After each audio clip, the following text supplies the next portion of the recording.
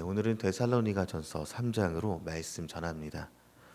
넷플릭스 다큐멘터리로 요즘 이슈가 된 나는 신이다 같은 이런 이단 관련 뉴스들이 나오면 우리는 이단이 드러났다, 잘 되었다라고 경계하자 이렇게 생각하게 되지만 세상 사람들은 이단도 교회다라고 말하며 함께 매도하는 경우들이 있습니다.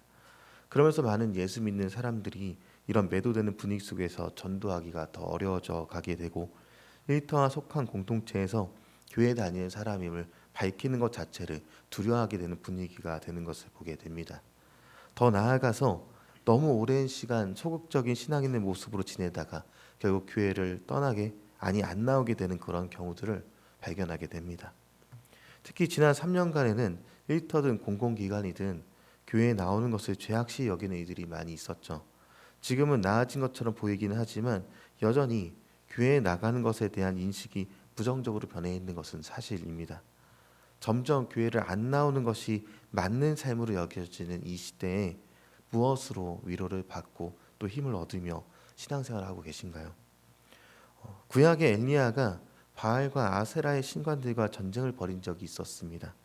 엘리야는 갈멜산에서 바알과 아세라를 섬기는 자 850명을 상대로 싸워서 이겨냈고 그렇게 나아갔지만 이세벨의 협박을 받고 강야로 도망한 적이 있었습니다.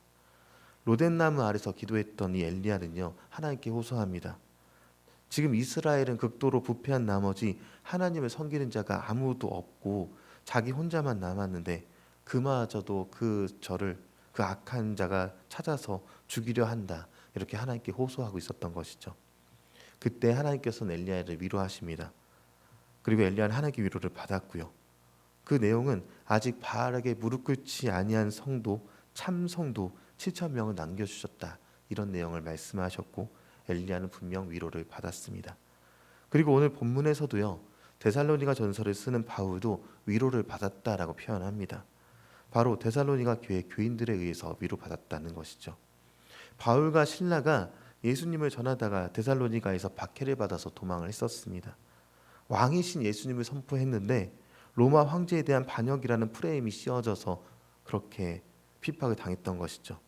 그리고 이 데살로니가 교인들도 초신자임에도 불구하고 바울처럼 신앙을 지키며 고난을 받는 중이다라는 이야기를 디모데를 통해서 전해 들었다라고 바울은 말합니다.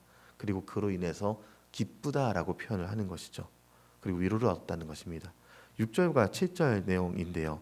제가 먼저 6절을 여러분 7절 내용을 읽어보도록 하겠습니다. 지금은 디모데가 너희에게로부터 와서 너희 믿음과 사랑의 기쁜 소식을 우리에게 전하고 또 너희가 항상 우리를 잘 생각하여 우리가 너희를 간절히 보고자 한과 같이 너희도 우리를 간절히 보고자 한다 하니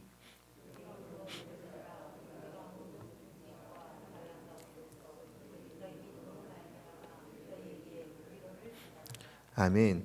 네, 바울의 이 받은 위로는요. 믿음의 동역자들로 인한 그런 위로였습니다. 이 세상에 예수님을 믿는 사람이 점점 줄어만 가는 것 같고 나만 혼자 이 일터와 속해져 있는 모든 곳에서 덩그러니 남겨져 있는 것 같지만 또 세상은 교회에서의 삶을 뒤처진 것, 바보 같은 것으로 규정하고 혹은 노예하고 싶은 대로 오해해서 공격해 와서 주변에 있었던 사람들이 교회를 떠나가는 것 같지만 나만 남아있는 것처럼 여겨질 때 주님은 동역자를 붙여주시고요. 그를 통해 우리를 위로해 주신다는 것입니다.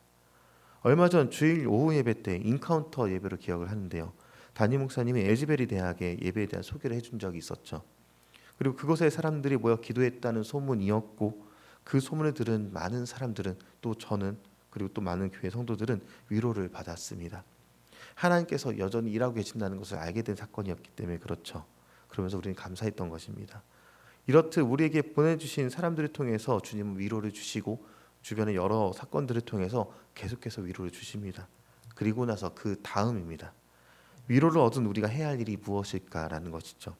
오늘 13절 말씀을 읽어보면서 우리가 위로를 얻었다면 그 다음 어떻게 해야 되는지 한번 살펴보겠습니다.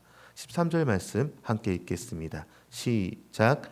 너희 마음을 굳건하게 하시고 우리 주 예수께서 그의 모든 성도와 함께 강림하실 때에 하나님 우리 아버지 앞에서 거룩함에 흠이 없게 하시기를 원하노라.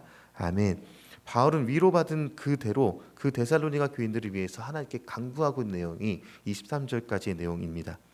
너희 마음을 굳건하게 하시고 거룩하게 하시고 흠없게 하시기를 주님께 간구하노라, 이렇게 얘기하는 것이죠. 우리의 할 일도 마찬가지입니다. 동역자들을 위해 간구해야 합니다. 가정에 동역자가 있다면 그를 위해 기도하시기 바랍니다. 회사에 동역자가 있다면 그의 믿음을 위해서 기도하시기 바라고요. 그리고 또 세런을 위해서도 이 함께 어지러운 세상에서 함께 승리하도록 간구하며 나아가길 바랍니다.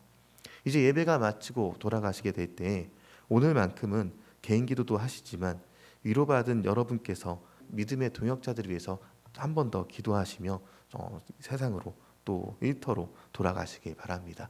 또 이후에 또 금요 예배 베델의 밤에서도 만나고 주일에 만나서도 함께 서로를 위해서 기도하며 주님께서 주신 은혜에 감사하는 저 여러분이 되길 소망합니다.